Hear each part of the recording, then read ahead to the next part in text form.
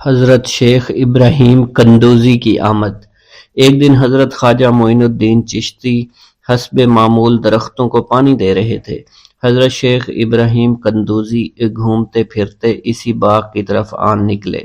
حضرت شیخ ابراہیم قندوزی اسی آبادی میں رہا کرتے تھے جہاں آپ مقیم تھے، اور وہ اللہ عز و جل کے عشق میں اس قدر ڈوبے ہوئے تھے کہ ان پر عشق حقیقی کی وجہ سے اکثر خود فراموشی کی حالت طاری رہتی تھی۔ آبادی کے بچے اور بوڑھے انہیں مجذوب کہا کرتے تھے اور قدر کی نگاہ سے دیکھا کرتے تھے۔ جس وقت آپ کی نظر حضرت شیخ ابراہیم قندوزی پر پڑی تو سب کام چھوڑ کر آپ ان کی جانب متوجہ ہو گئے۔ آگے بڑھ کر خوش آمدید کہا اور دست مبارک کو بوسہ دیا، پھر نہایت عزت اور احترام کے ساتھ ایک سایہ دار درخت کے نیچے بٹھایا۔ ان دنوں انگوروں کا موسم تھا، کچھ پکے ہوئے خوشے بیلوں سے اتار کر آپ کی خدمت میں پیش کیے اور خود باادب ہو کر دو زانوں بیٹھ گئے۔ حضرت شیخ ابراہیم قندوزی کو حضرت خواجہ معین الدین چشتی کی مہمان نوازی کا انداز بہت پسند آیا۔ آپ کا یہ ادب بہت بھلا محسوس ہوا۔ حضرت شیخ ابراہیم قندوزی پہچان گئے کہ یہ بچہ نہایت ہونہار اور راہ حق کا متلاشی ہے۔ حضرت شیخ ابراہیم قندوزی نے اپنی جیب سے ایک کھلی کا ٹکڑا نکالا، دندان مبارک سے چبا کر خواجہ معین الدین چشتی کے دہنے مبارک میں ڈال دیا۔ وہ کھلی کا ٹکڑا شباب معرفت کا جام تھا جسے پیتے ہی آپ پر خودی کی کیفیت طاری ہو گئی اور نگاہوں سے تمام حجابات دور ہو گئے۔ آنکھوں میں نور ہی نور چھا گیا، تعینات کے حجابات سامنے سے اٹھ گئے، جوش حیرت قلب پر طاری ہو گیا، آنکھیں کھلی کی کھلی رہ گئیں۔ یہ نہیں کہا جا سکتا حضرت خواجہ معین الدین چشتی اس حالت فراموشی میں کب تک آئینہ حیرت بنے رہے۔ جب آپ کو ہوش آیا تو ساقی جام معرفت محفل سے اٹھ چکا تھا، دل قابو سے باہر ہو گیا، طبیعت پر جبر کر کے دامن صبر قرار تھام کر کے بیٹھ گئے۔ عشق میں صبر چونکہ انتہائی دشوار ہوتا ہے، لہٰذا حضرت خواجہ معین الدین چشتی کو بھی قرار نہ رہا، اور جو جلوہ آپ کو حضرت شیخ ابراہیم قندوزی دکھا چکے تھے، اس جلوہ کو دیکھنے کے بعد آپ خود پر ایک دیوانگی کی ایک کیفیت طاری ہو چکی تھی، اور دنیا اور دولت، دنیا سب حقیر اور بے وقعت دکھائی دینے لگی۔ آپ کے قلب میں عشق خداوندی جوش مارنے لگا اور قلب تمام دنیاوی آلائشوں سے پاک ہو گیا اور دنیا سے بے پرواہ ہو چکا تھا۔ جیسے جیسے وقت گزرتا گیا، حضرت خواجہ معین الدین چشتی کی دیوانگی اور وارفتگی بڑھتی چلی گئی۔ آپ نے حضرت شیخ ابراہیم قندوزی کے ہاتھوں جام معرفت پینے کے تیسرے دن ہی اپنی تمام املاک فروخت کر کے اس رقم کو راہ خدا میں خرچ کر دیا اور خود معمولی ساز راہ لیا اور اپنے وطن اور اپنے عزیز و اقارب اور رفقا کی محبت کو خیر باد کہہ کر چل دیے۔ محبوب حقیقی کے سچے عاشقوں کا یہ دستور رہا ہے کہ وہ قرب یار پانے کے لیے سب سے پہلے علوم ظاہری کا زینہ طے کیا کرتے ہیں، پھر عمل کی دشوار گزار منزلوں کو طے کر کے علوم باطنی سیکھتے ہیں، تب کہیں جا کر انہیں جلوہ محبوب دکھائی دیتا ہے۔ خواجہ معین الدین چشتی نے بھی اپنے مطلوب تک رسائی کے لیے یہی راستہ اختیار کیا۔ اس زمانہ میں ترکستان کی سرحد پر واقع سمرقند اور بخارا کے عظیم الشان دارالعلوم عالمگیر شہرت رکھتے تھے۔ مشرق و مغرب کے ہزاروں طلبہ ہر سال علم کی دولت سے مالا مال ہونے کے لیے ان دارالعلوم کا رخ کیا کرتے تھے۔ حضرت خواجہ معین الدین چشتی نے تحصیل علوم و فنون کے لیے سمرقند بخارا کا انتخاب کیا۔ بخارا پہنچ کر آپ علم حاصل کرنے میں مشغول ہو چکے تھے، اگرچہ حضرت خواجہ معین الدین چشتی کی صغیر سنی کی تعلیم کے متعلق کسی سوانح نگار نے قلم کو جنبش نہیں دی کہ والدین نے آپ کو گھر میں ابتدائی تعلیم دی تھی، مگر سادات خراسان کے مقتدر خاندانوں سے تعلق اور عارف و کامل صاحب فضل و کمال باپ کی گود میں پرورش پانے والے حضرت خواجہ معین الدین چشتی بھلا کیوں کر ان پڑھ رہ سکتے تھے۔ حالات و واقعات کے سیاق و سباق میں غور کرنے سے معلوم ہوتا ہے کہ آپ نے اگرچہ زیادہ تعلیم تو نہیں، کم از کم قرآن مجید کی تعلیم اور علوم مروجہ کی ابتدائی کتابیں ضرور پڑھی ہوں گی، اور یہ بات بھی بعد از قیاس نہیں کہ قرآن مجید کے کچھ سپارے بھی حفظ کیے ہوں۔ بہرحال بخارا پہنچنے سے پہلے آپ نوشت خواندند سے واقف ضرور تھے۔ حضرت خواجہ معین الدین چشتی بخارا کے تمام علماء فضلاء کے حلقہ درس میں شریک ہوئے۔ تذکروں اور سوانح عمری کے مطالعہ سے یہ پتہ نہیں چلتا ہے کہ آپ نے کن کن اساتذہ کے سامنے زانوئے تلمند طے کیا، مگر آپ کے اساتذہ میں حضرت مولانا حسام الدین بخاری خصوصیت کے ساتھ قابل ذکر ہیں، جنہوں نے آپ کو دستار فضیلت عطا فرمائی۔ حضرت مولانا حسام الدین بخاری کی دستگاہ سے آپ نے علوم ظاہری کی تکمیل فرمائی۔ 23 سے 24 برس کی عمر میں علوم ظاہری کی تکمیل کے بعد صفائی قلب اور تزکیہ نفس کا ضروری سامان حضرت خواجہ معین الدین چشتی کو باہم پہنچ گیا تھا، مگر قلب جس تسکین کا متلاشی تھا وہ نصیب نہ ہوئی، اور جس محبوب کو جی بھر کر دیکھنے کی آرزویں دل میں چوٹکیاں لے رہی تھی اس تک ابھی رسائی نہیں ہوئی تھی۔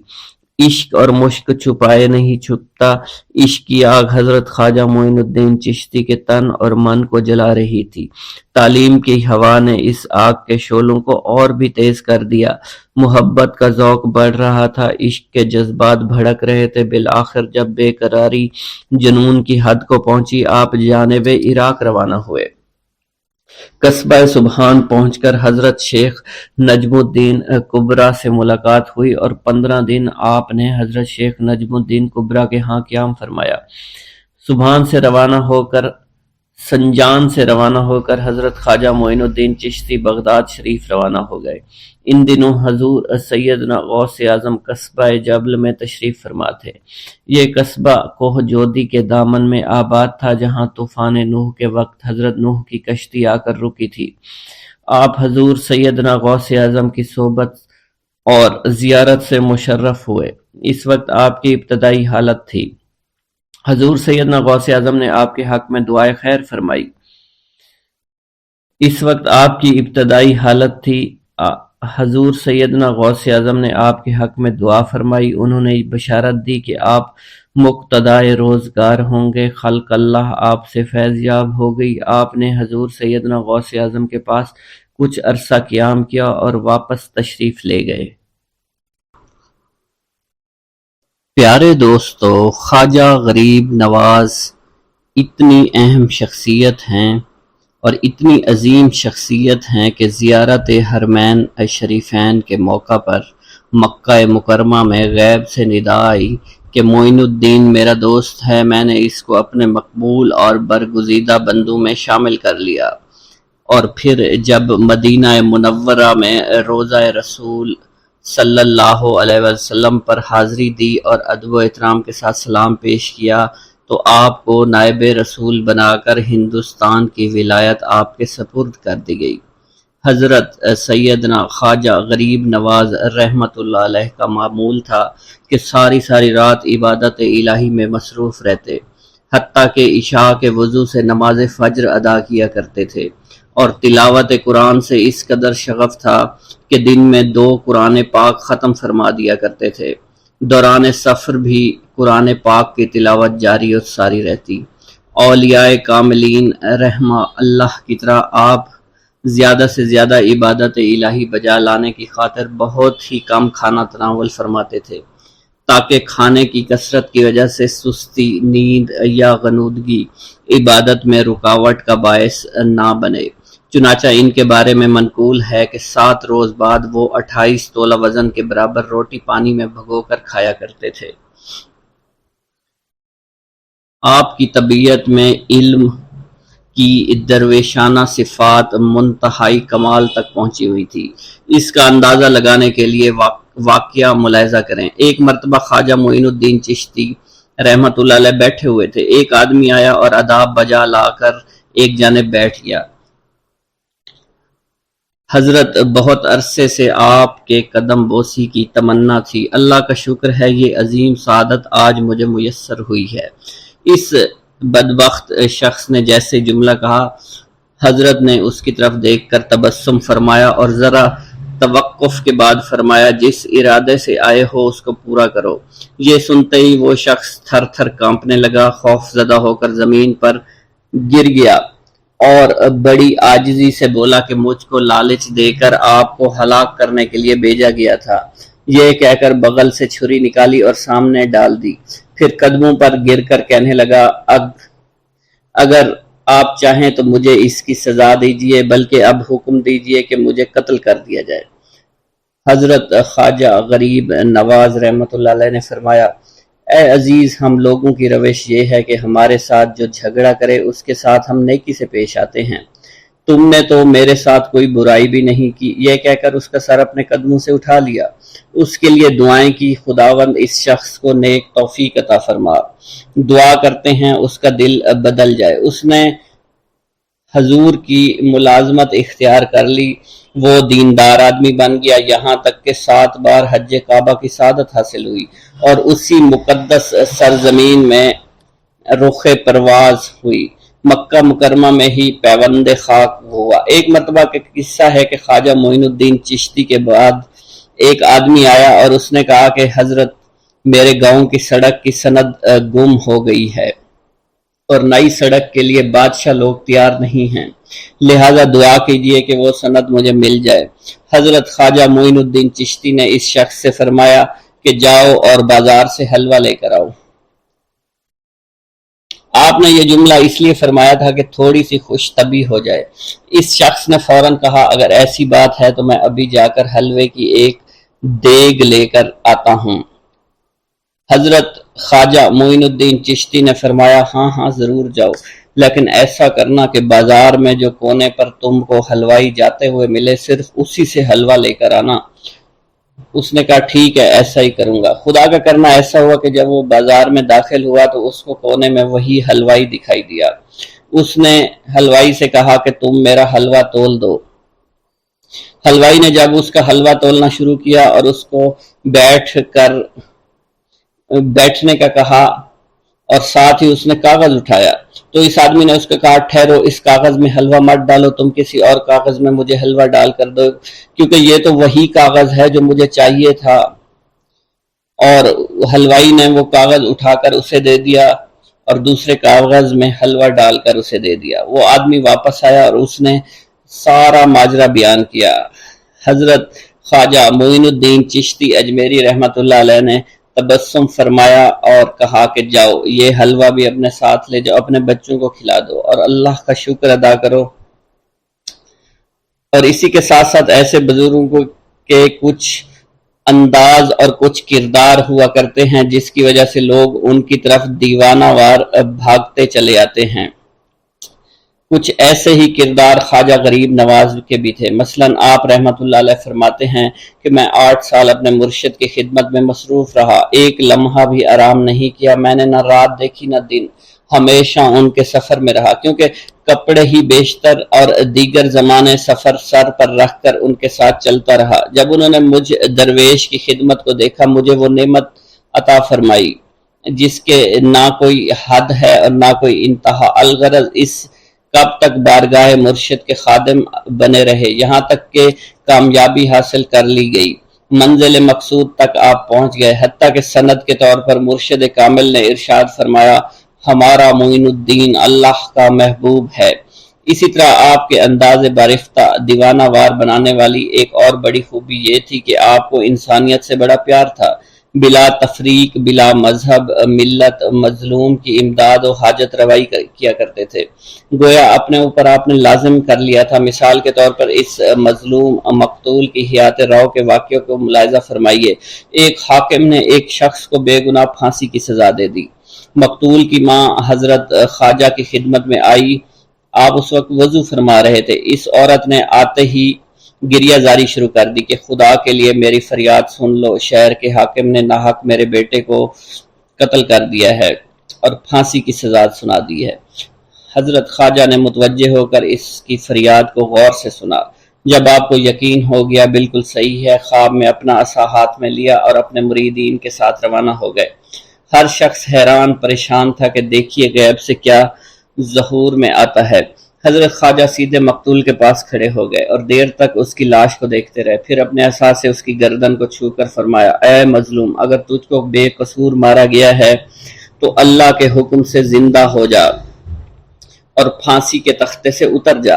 ان الفاظ کا زبان مبارک سے نکلنا تھا کہ مقتول زندہ و سلامت پھانسی کی تختی سے نیچے آ گیا، جیسے حکم کا منتظر ہو، اور فوراً حضور کے قدموں میں آ کر گر گیا۔ اسی وجہ سے آپ رحمۃ اللہ علیہ اپنے مریدین سے بے پناہ محبت فرمایا کرتے تھے، اور صرف حیات ظاہری میں ہی نہیں بلکہ وفات کے بعد بھی اپنے مریدین کے لیے اس وقت دعا فرمائیں گے جب آپ کا حرم کعبہ میں مصروف تھے اور آواز آئی، اے معین الدین، میں تجھ سے خوش ہوں اور تجھ کو بخش دیا، کچھ تمہاری خواہش ہے مانگو، میں تمہیں عطا کر دوں گا۔ آپ نے دعا فرمائی، اے اللہ میرے مریدوں کو بخش دینا۔ آواز آئی، معین الدین، تو میرا مخصوص برگزیدہ بندہ ہے، میرے تمام مریدین جو بھی تیرے شجرے میں شامل ہوں گے سب کو بخش دوں گا۔ اس کے بعد خواجہ غریب نواز رحمۃ اللہ علیہ اکثر فرمایا کرتے تھے کہ جب تک میرے مریدین جنت میں قدم نہیں رکھ لیں گے میں بہشت میں داخل نہیں ہوں گا۔ آپ رحمۃ اللہ علیہ کو اگر آج بھی خواجہ ہند کہا جاتا ہے تو یوں ہی نہیں کہا جاتا، بلکہ ایران سے ہندوستان تک بہت سی مشکلات کا سامنا کیا، راہ حق میں بے نظیر قربانیاں دی، جس کی گواہی خود غیب سے ملی، یعنی جس نے اپنی پوری زندگی بھی اللہ کے لیے وقف کر دی، حتیٰ کہ آپ کی روح بھی اللہ کی محبت میں رجب المرجب 632 ہجری میں پرواز کر گئی۔ اللہ رب العزت سے دعا ہے کہ ہم تمام کو فیضان خواجہ سے فیض یاب فرما، بلکہ تعلیمات خواجہ پر عمل پیرا ہونے کی توفیق عطا فرما، آمین یا رب العالمین۔ بسم اللہ الرحمن الرحیم۔ جب پرتھوی راج ہر ممکن تدبیر استعمال کر کے عاجز ہو گیا تو شادی دیو اور عبداللہ بیابانی نے حضرت خواجہ معین الدین چشتی سے درخواست کی، آپ کو شہر میں قیام کرنا چاہیے تاکہ مخلوق خدا آپ کے ظاہری و باطنی فیض سے فیض یاب ہو سکے۔ حضرت خواجہ معین الدین چشتی نے اس درخواست کو منظور کر لیا۔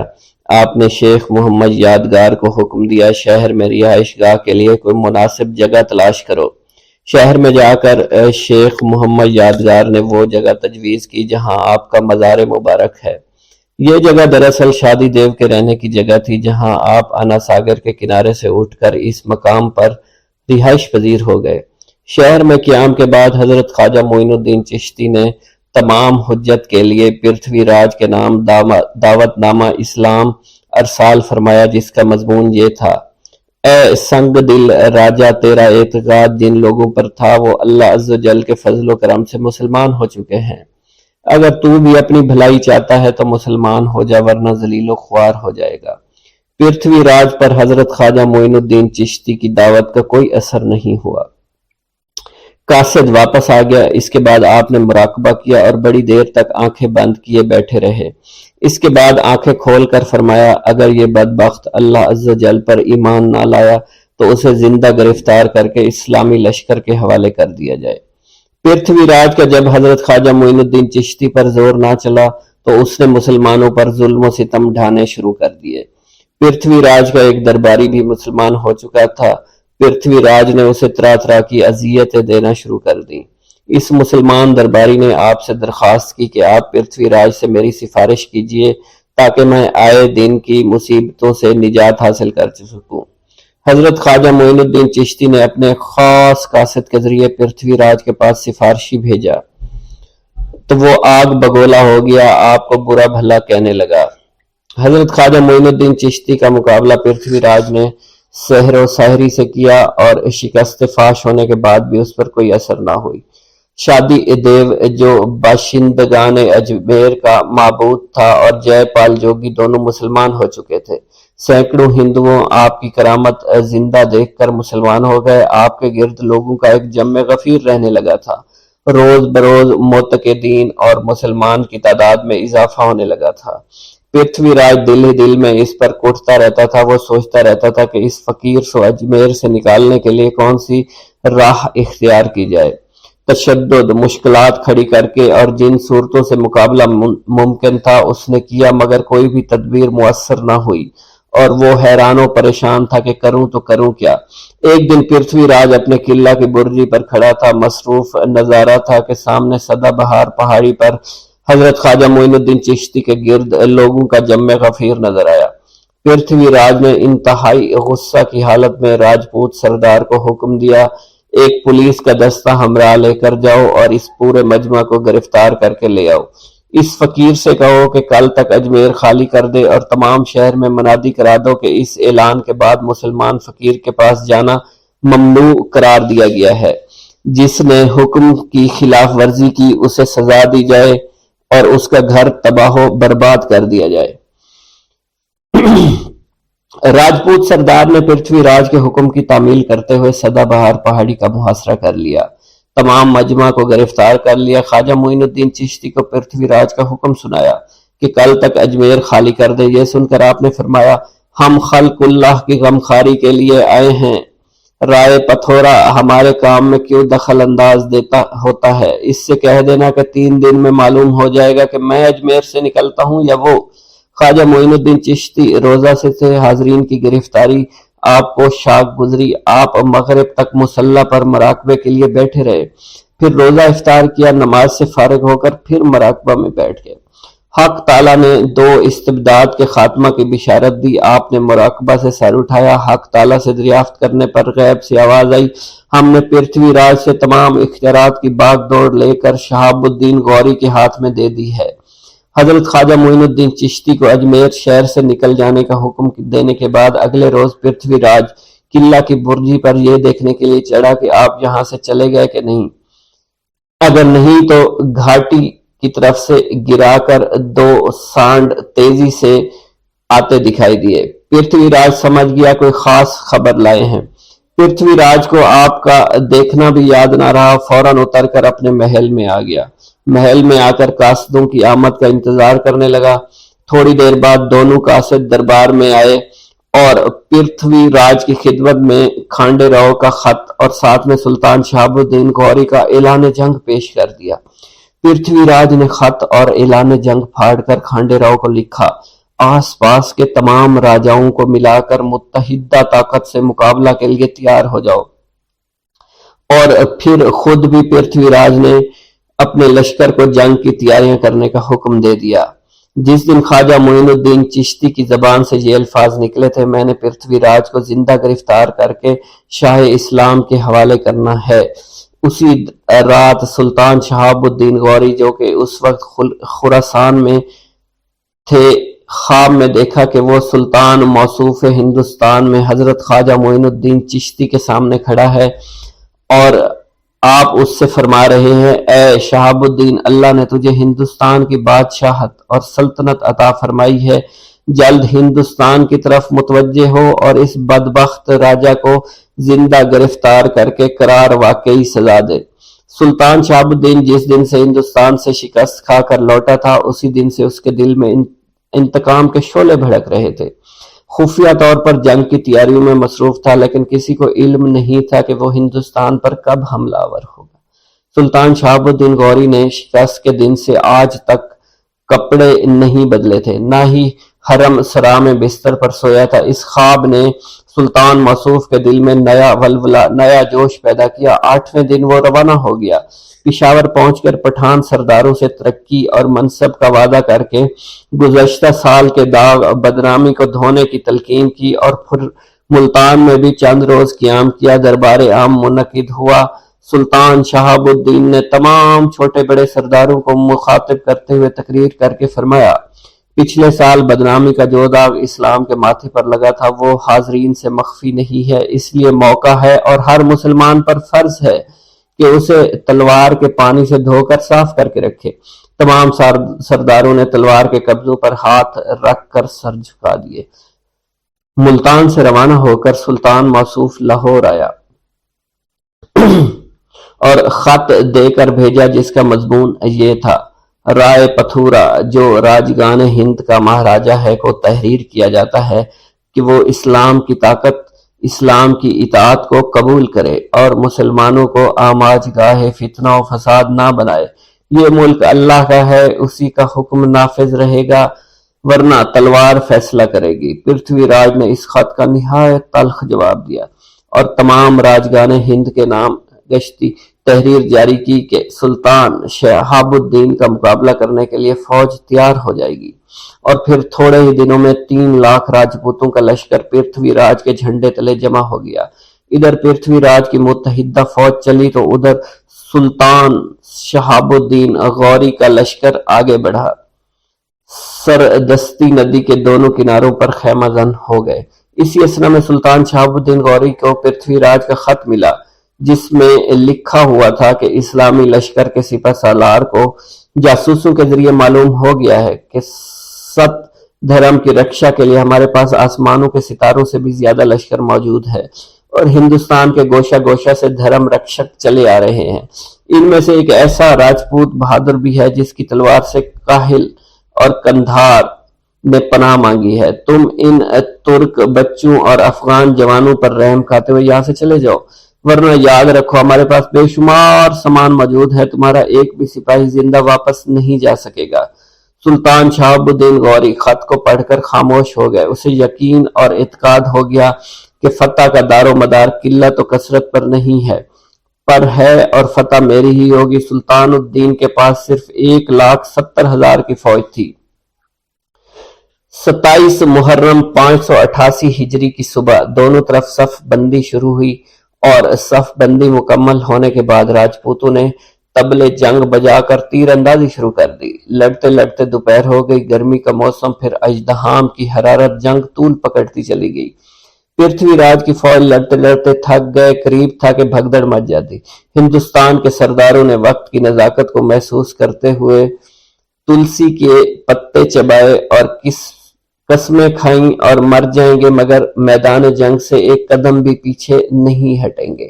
جنگ کی آگ تیز بھڑکنے لگی۔ سلطان شہاب الدین غوری گھوڑے کی پشت پر میدان جنگ کا نظارہ کر رہا تھا۔ یکایک اس پر غنودگی طاری ہو گئی۔ عالم رویا میں نظر آیا، بہت ہی بڑی شاندار مسجد ہے، نماز ہو رہی ہے۔ شہاب الدین بھی نماز میں شریک ہے۔ نماز کے بعد خطیب نے شہاب کا شانہ ہلاتے ہوئے کہا، معیز الدین اٹھو، یہ سونے کا وقت نہیں، کارکنان قضاء و قدر نے فتح و نصرت تمہارے لیے مقدر کر دی ہے، غم نہ کرو، اللہ عز و جل تمہارے ساتھ ہے۔ یہ بشارت سنتے ہی سلطان شہاب الدین غوری کی آنکھ کھل گئی۔ فوج کی طرف نظر ڈالی تو وہی بزرگ فوج کی نگرانی کر رہے تھے۔ گرمی کے دن تھے، تیز دھوپ تھی، دونوں طرف کے سپاہیوں کے بازو لڑتے لڑتے شل ہو چکے تھے۔ جنگ ایسے نازک مرحلے میں داخل ہو گئی، ذرا سی غفلت سے شکست کا سامنا ہو سکتا تھا۔ سلطان شہاب الدین غوری نے خاصہ فوج کے 12,000 سواروں کو 6 صفوں میں ترتیب دے کر پرتھوی راج کی فوج پر حملہ بول دیا۔ راجپوتوں کے بدمست ہاتھی جو کہ شراب کے نشے میں چور تھے پیچھے کی طرف ہٹنے لگے۔ کئی راجپوتوں کو روک ڈالا۔ 1 گھنٹہ تک تابڑ توڑ لڑائی جاری رہی اور پرتھوی راج دوسرے راجاؤں سمیت وہاں سے بھاگ گیا۔ کھانڈے راؤ میدان جنگ میں مارا گیا۔ سلطان شہاب الدین غوری کی فوج نے مارکا سر کر لیا۔ سلطان شہاب الدین کی فوج نے پرتھوی راج کی فوج کا تعاقب کیا، جس میں کئی بھگوڑے راجا مارے گئے۔ پرتھوی راج دریائے سرسوتی کے کنارے گرفتار ہو کر قتل ہوا۔ تراوڑی کا میدان فتح کرنے کے بعد سلطان شہاب الدین غوری براستہ کیکڑی اجمیر روانہ ہوا۔ دیولی میں مقتول راجاؤں کے لڑکے استقبال کے لیے انتظار کر رہے تھے۔ سلطان شہاب الدین غوری کا دیولی پہنچ کر راجاؤں کے لڑکوں نے شاندار استقبال کیا، دستاویزات، اطاعت اور شاہانہ تحائف پیش کیے۔ سلطان شہاب الدین غوری نے ازراہ اتم دستاویزات پر مہر توثیق ثبت کی، پرتھوی راج کے لڑکے کو اجمیر کی حکومت عطا فرمائی۔ سلطان شہاب الدین غوری کے شاہانہ سلوک سے متاثر ہو کر راجگان نے کیکڑے کے مشہور تالاب پر جشن چراغاں منایا۔ سیر الاقطاب اور دیگر مستند کتابوں میں منقول ہے، خواجہ معین الدین چشتی ایک دن حرم کعبہ میں تشریف فرما تھے۔ ندا آئی، اے معین الدین، ہم تجھ سے خوش ہیں، ہم نے تجھے بخش دیا ہے، جو کچھ چاہتے ہو وہ آج مانگ لو۔ خواجہ معین الدین نے عرض کیا، میرے سلسلے میں جو بھی داخل ہو جائے اسے بخش دیا جائے۔ اچھا تیرے سلسلے کے تمام مریدوں کو بخش دوں گا۔ حضرت خواجہ معین الدین چشتی ہر سال قوت روحانی سے زیادہ کعبہ کے لیے تشریف لے جایا کرتے تھے۔ آخر زمان میں تو یہ عالم تھا کہ آپ رات کو خانہ کعبہ کا طواف کرتے اور فجر کی نماز اجمیر شریف میں ادا کیا کرتے تھے۔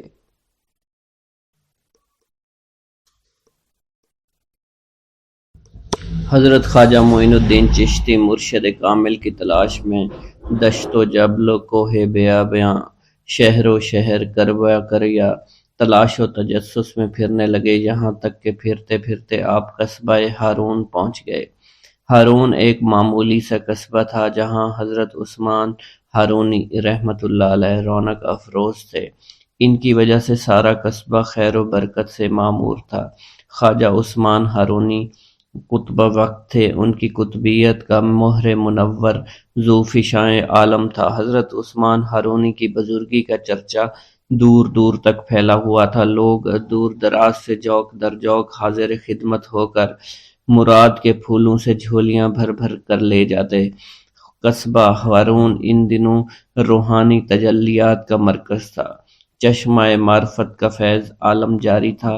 حضرت خواجہ معین الدین چشتی کو اس چشمہ صافی کی موجوں میں وہی نور جھلکتا نظر آتا جس کا مشاہدہ آپ حضرت شیخ ابراہیم قندوزی کی کرامت میں کر چکے تھے۔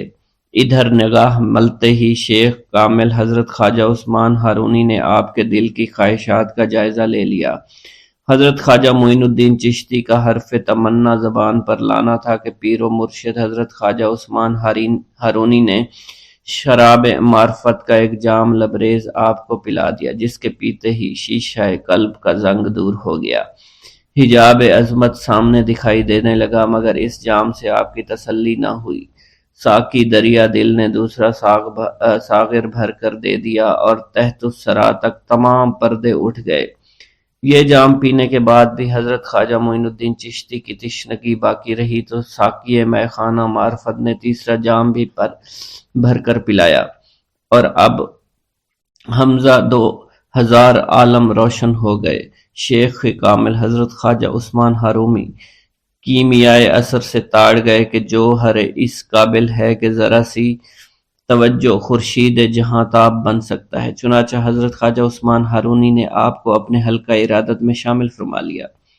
حضرت خواجہ معین الدین چشتی نے اپنے مرید ہونے کا واقعہ خود بیان کرتے ہوئے فرمایا کہ مجھے حضرت خواجہ عثمان ہارونی کی قدم بوسی کی سعادت حاصل ہوئی۔ میں نے سر نیاز خام کیا، حکم ہوا کہ 2 رکعت نماز اس طرح پڑھو، پہلی رکعت میں 1000 بار سورۃ فاتحہ، 1000 بار سورہ اخلاص پڑھو، دوسری رکعت بھی اسی طرح پڑھو۔ میں نے حکم کی تعمیل کی، اس کے بعد حضرت خواجہ عثمان ہارونی کھڑے ہو گئے، میرا ہاتھ اپنے ہاتھ میں لے کر حق تعالیٰ سے درخواست کی کہ معین الدین کو اپنی بارگاہ میں قبول فرما لے۔ اس کے بعد حضرت خواجہ عثمان ہارونی نے اپنے سر سے کلہ اتار کر میرے سر پر رکھی، اپنا خرقہ خاص عطا فرمایا۔ اس کے بعد انہوں نے فرمایا 1000 بار سورہ اخلاص پڑھو۔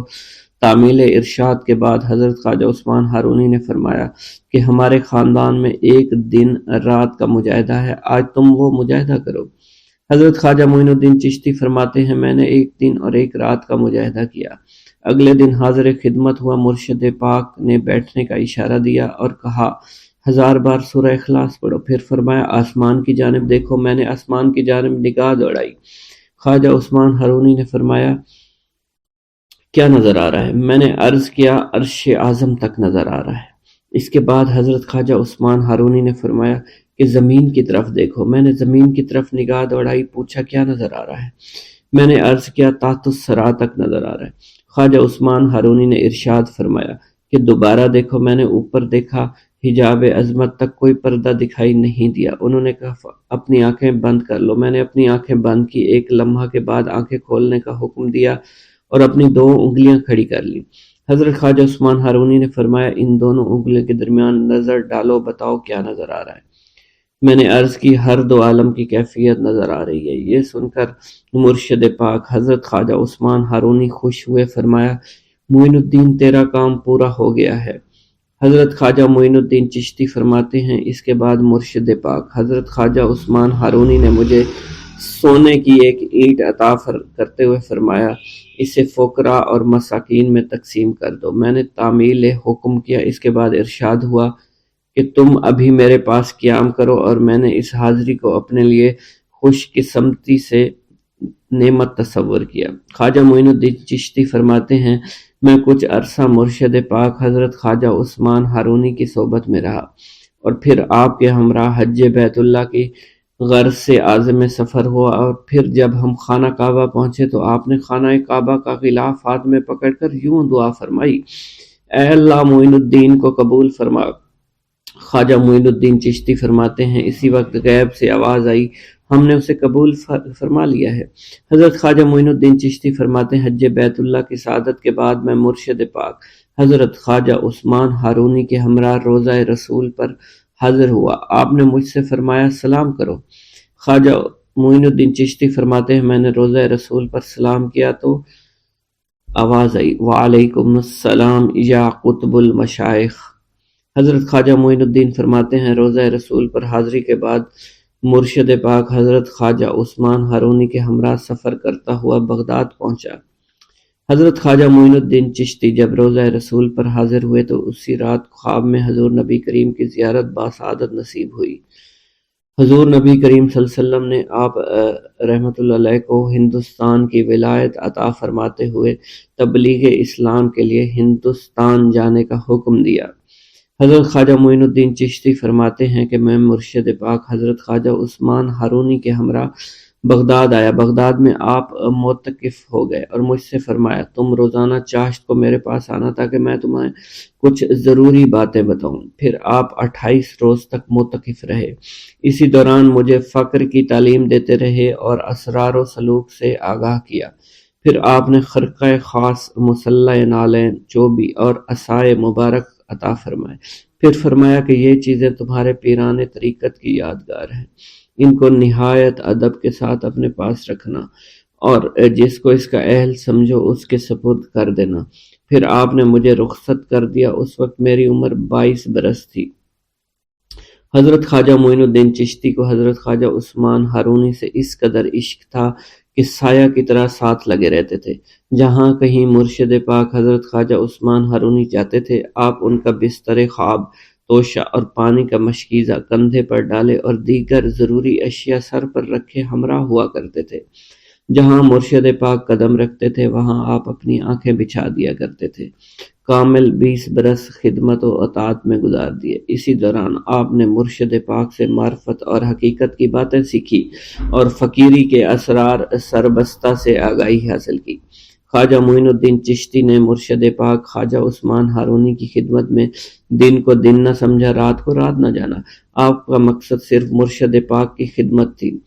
اس خدمت و اطاعت کے سلسلے میں خواجہ عثمان ہارونی نے آپ کو وہ نعمت عطا فرمائی جس کا اندازہ دشوار ہے۔ خواجہ معین الدین چشتی فرماتے ہیں میں 20 برس تک مرشد پاک کی صحبت میں رہا۔ اسی عرصہ میں ایک لمحہ کے لیے اپنے نفس کو آرام نہیں دیا، اور نہ ہی رات کو رات جانا، دن کو دن خیال کیا۔ مرشد پاک جہاں بھی جاتے آپ کا بستر، خواب اور دیگر سامان سر پر اٹھا لیتا۔ مرشد پاک نے میری یہ حالت دیکھی تو مجھے نعمت عطا فرمائی جس کی کوئی حد نہیں۔ خواجہ معین الدین چشتی فرماتے ہیں سیوستان میں مرشد پاک خواجہ عثمان ہارونی کے ساتھ مسافرت میں تھا۔ ایک روز ہم ایک ایسی صومعہ میں پہنچے جہاں حضرت صدر الدین احمد سیستانی رہا کرتے تھے۔ وہ یہاں عبادت میں مشغول رہتے تھے۔ میں کئی روز تک ان کی خدمت میں رہا۔ ان کی حالت ایسی تھی کوئی ان شخص ان کے پاس سے خالی ہاتھ نہیں جاتا تھا۔ فرمایا کرتے تھے میرے حق میں دعا کرو، میں ایمان کی سلامتی کے ساتھ جاؤں۔ حضرت صدر الدین جس وقت قبر کی سختی اور موت کا احوال سنتے تھر تھر کانپنے لگ جاتے تھے۔ ایک ہفتہ تک متواتر پھوٹ پھوٹ کر روتے رہے کہ دیکھنے والے بھی رونے لگ جاتے۔ جس وقت حاضر خدمت ہوا آپ رو رہے تھے، ذرا سکون ہوا تو میری طرف متوجہ ہوئے فرمایا اے عزیز، جسے موت آنے والی ہو، جس کا حریف ملک الموت ہو، اسے سونے ہنسنے سے کیا کام؟ اگر تمہیں ان لوگوں کا حال معلوم ہو جائے جو زیر زمین سوتے ہیں اور بچھیوں سے بھری ہوئی کوٹھریوں میں محبوس ہیں تو تم اسی طرح پگھل جاؤ جس طرح نمک پانی میں پگھل جایا کرتا ہے۔ خواجہ معین الدین چشتی فرماتے ہیں پھر حضرت صدر الدین احمد سیستانی نے مجھ سے فرمایا میں تمہیں 30 برس بیشتر کا واقعہ سناتا ہوں۔ بصرہ کے ایک قبرستان میں ایک بزرگ میرے پاس بیٹھے ہوئے تھے۔ ہمارے قریب ایک قبر میں مردے کو عذاب ہو رہا تھا۔ یہ حالت دیکھ کر وہ بزرگ نعرہ مار کر مر گئے۔ میں نے اٹھنا چاہا، ان کی روح قالب سے پرواز کر چکی تھی۔ پھر تھوڑی دیر بعد ان کا جسم پانی بن کر بہہ گیا۔ خواجہ معین الدین چشتی فرماتے ہیں، میں مرشد پاک خواجہ عثمان ہارونی کے ہمراہ سفر دریائے دجلہ پر پہنچا اور دریا میں طغیانی تھی۔ سوچ میں گم تھا، دریا کیسے پار کیا جائے گا۔ دفعتاً مرشد پاک نے فرمایا، معین الدین آنکھیں تو بند کرو۔ میں نے آنکھیں بند کی۔ کچھ دیر بعد فرمایا، آنکھیں کھولو۔ میں نے اپنی آنکھیں کھولی، ہم دریا کے پار تھے۔ میں نے عرض کی، یہ کیسے ممکن ہوا؟ آپ نے فرمایا، میں نے 5 مرتبہ سورہ فاتحہ پڑھی اور تمہیں لے کر دریا میں اتر گیا۔